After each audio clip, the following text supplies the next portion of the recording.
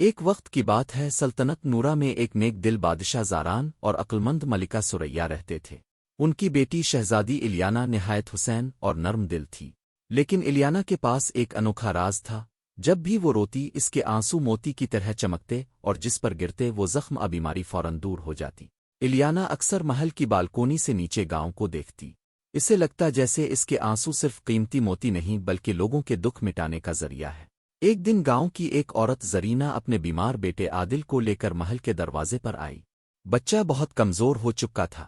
زرینہ نے روتے ہوئے کہا، شہزادی، میرے بچے کی جان خطرے میں ہے، اسے بچا لیجیے۔ الیانا کی آنکھوں میں آنسو آ گئے۔ جب اس کے چند قطرے عادل کے چہرے پر گرے تو لمحوں میں وہ صحت مند اور مسکراتا ہوا کھڑا ہو گیا۔ زرینہ نے الیانا کے قدموں کو چوما اور دعا دی۔ اس خبر نے پورے گاؤں میں ہلچل مچا دی۔ لوگ جوق در جوق آنے لگے تاکہ شہزادی ان کے دکھ درد دور کرے۔ لیکن محل کے قریب ایک خطرناک ساحر بھی رہتا تھا جس کا نام دیرکون تھا۔ وہ جان گیا کہ الیانا کے آنسو دنیا کی سب سے بڑی طاقت ہے۔ اس نے سوچا کہ اگر وہ شہزادی کو قید کر لے تو پورے عالم پر حکومت کر سکتا ہے۔ ایک رات جب سب سو رہے تھے، ساحر دیرکون محل میں داخل ہوا اور الیانا کو اغوا کرنے کی کوشش کی۔ لیکن اسی وقت ایک روشنی نمودار ہوئی اور اس میں سے ایک حسین پری اتری جس کا نام پری نورین تھا۔ وہ شہزادی کے قریب آئی اور کہا، الیانا، تمہیں اپنی طاقت پر قابو پانا ہوگا۔ آنسو صرف غم کے لمحے میں نہیں بلکہ تمہارے دل کی سچائی سے نکلنے چاہئیں۔ تمہیں دو آزمائشوں سے گزرنا ہوگا۔ پری نورین الیانا کو ایک جادوئی جنگل میں لے گئی۔ پہلی آزمائش یہ تھی کہ الیانا کو خوفناک راستے سے گزر کر ایک زخمی ہرن کو بچانا تھا۔ ہر طرف اندھیرا اور سائے تھے، لیکن شہزادی نے ہمت نہ ہاری۔ اس نے ہرن کے قریب جا کر دل سے دعا کی اور اس کے آنسو بہے۔ ہرن تندرست ہو کر بھاگ گیا۔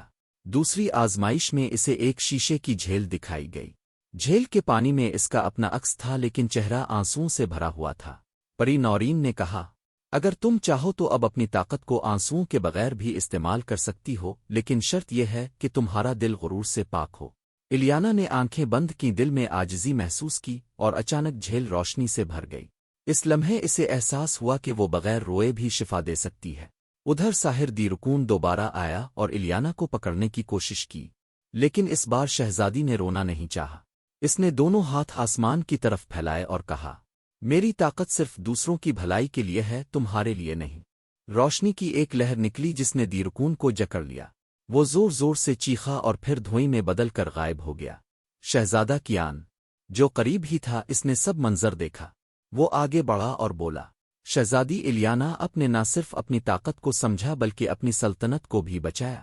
الیانا مسکرائی اور بولی، طاقت اس وقت تک بوجھ ہے جب تک اسے عاجزی سے استعمال نہ کیا جائے۔ اس دن کے بعد شہزادی الیانا کے آنسوؤں کی کہانی پورے ملک میں مشہور ہو گئی۔